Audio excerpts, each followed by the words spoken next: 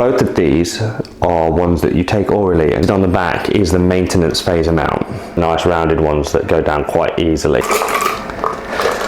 This is what the gummies actually look like. Bigger muscles, etc, etc, etc, right?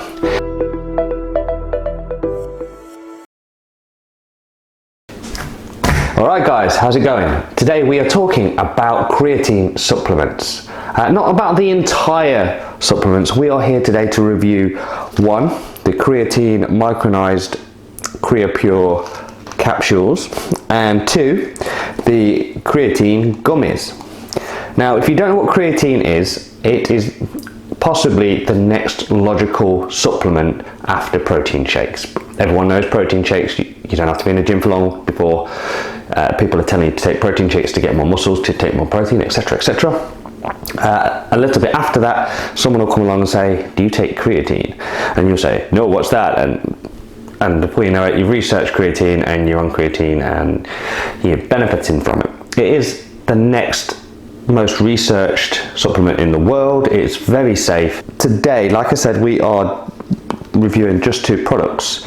Both of these are ones that you take orally and quite conveniently, but normally it comes in little tubs of white powder that you then have to spoon into drinks, water, juice, whatever throughout a day, and you have to hit a certain amount, and it's quite important to do it at the right times.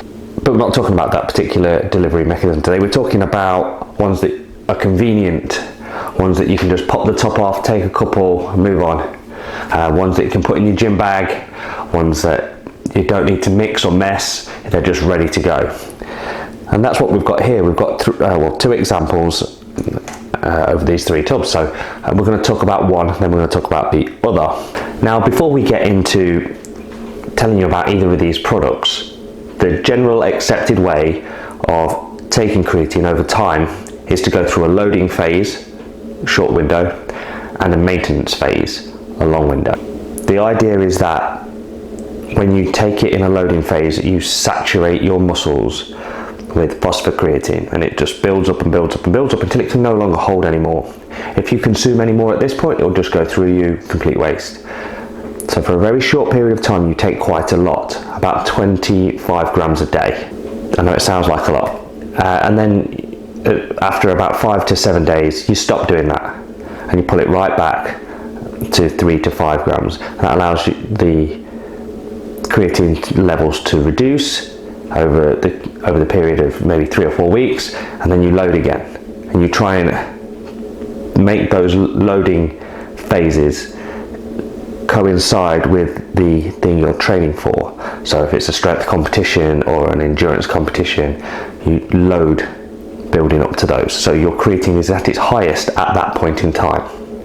Now, most people will get 1 to 2 grams of creatine naturally through their diet. It's brought in, it's consumed naturally and most abundantly through meat. Now, I don't eat meat, so I generally probably go a little bit heavier on the creatine than probably most meat eaters might or would need to.